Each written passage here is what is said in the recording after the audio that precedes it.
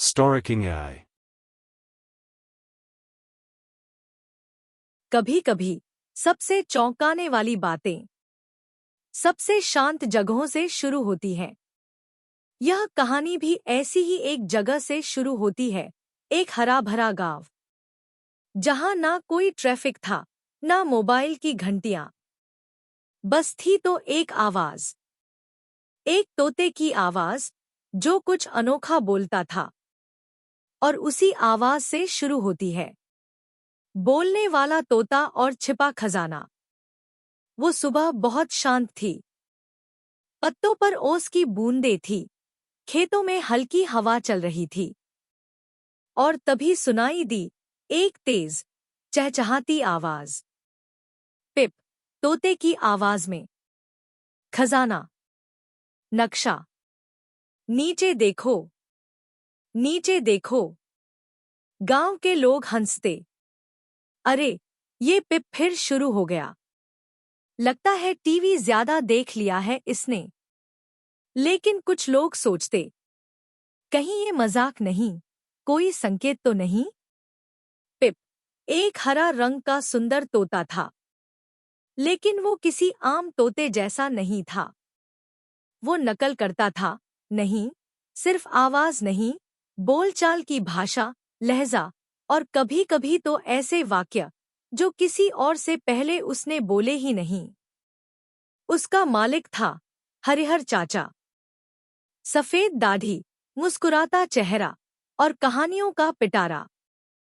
हरिहर धीरे हंसते हुए, पिप कभी-कभी ऐसी बातें करता है जो मैंने भी नहीं सुनी।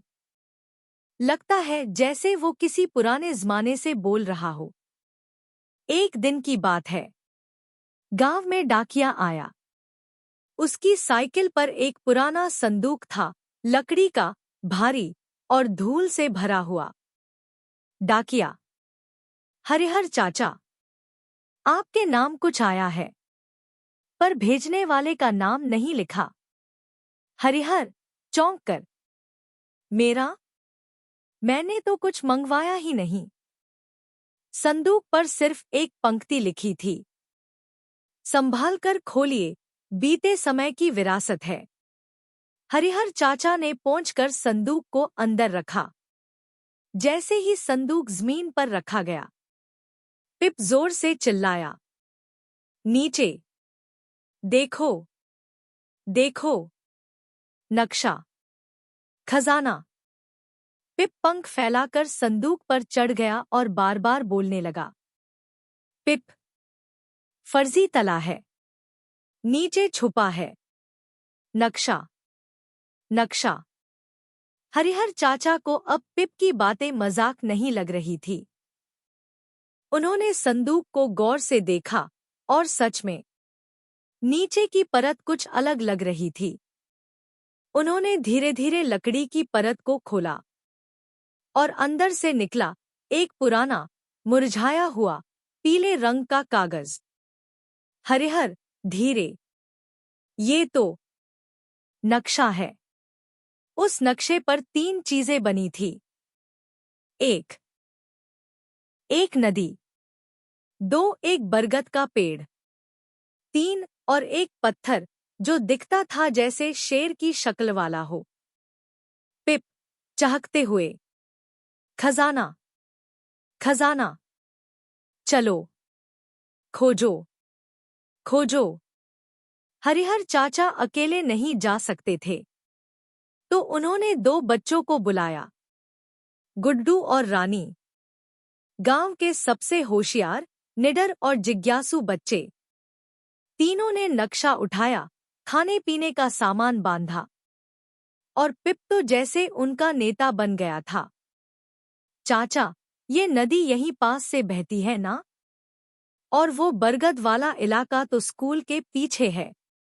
यात्रा शुरू हुई। हर कदम पर पिप की आवाज गूंज रही थी, पिप, तेज, सीधे चलो, मुड़ो बाएं। शेर, शेर की चट्टान। पहला संकेत मिला, नदी, साफ पानी। किनारे पर बैठते ही पिप बोला, यहाँ से दाएं मुड़ो, बरगद की ओर। दूसरा संकेत, सपनों का बरगद। बहुत पुराना, विशाल और जड़ों से झूलता हुआ। रानी, अद्भुत होकर। ये पेड़ तो जैसे बोल रहा है, जैसे इसमें कुछ छुपा है। और अंत में कुछ दूर जाकर दिखी वो चट्टान, जिसकी आकृति थी एक शेर के चेहरे जैसी। पिप उड़ा और चिल्लाया, खुदाई करो, नीचे है, खजाना है। तीनों ने मिलकर खुदाई शुरू की। पसीना बहा, मिट्टी उखड़ी, और फिर धातु पर हाथ लगा। एक छोटा संदूक बाहर निकाला गया। जंग लगा हुआ, लेकिन बंद। हरिहर, सांस रोकते हुए, चलो खोलते हैं। ढक्कन खुला, और अंदर थी एक छोटी सोने की मूर्ति, कुछ पुरानी चिट्ठियां, और एक किताब जिस पर लिखा था, सच्चा खजाना है, ज्ञान और साझेदारी। हरिहर चाचा की आंखें भर आईं। हरिहर, ये खजाना सिर्फ सोना नहीं, ये है वो बातें जो पीढ़ियों तक पहुंचे। ये है वो शिक्षा जो बच्चों को आगे बढ़ाए। यही असली खजाना है। पिप, धीरे, मुस्कुराते हुए आवाज, साझा करो, साझा करो। यही है खजाना। उस दिन के बाद गांव में एक कहानी घर बना, जहां हर शाम बच्चे इकट्ठा होते, कहानियां सुनते और सीखते। गुड्डू, आज कौन सी कहानी सुनाएंगे चाचा? रानी, पिप वाली, खजाने वाली। पिप अब सिर्फ तोता नहीं था, वो था गांव का सबसे बुद्धिमान शिक्षक। पिप, पंख फैलाकर, चलो बच्चों, आज सुनाता हूं एक और कहानी, जिसमें है एक नया नक्शा, एक नया रहस्य, और शायद एक और खजाना।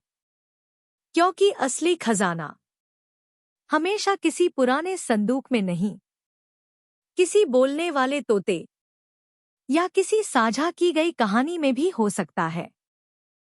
तो मेरी कहानी के दोस्तों, अभी के लिए इतना ही। फिर मिलते हैं एक नई कहानी के साथ। तब तक के लिए अलविदा, और लाइक, शेयर एंड सब्सक्राइब करना ना भूले।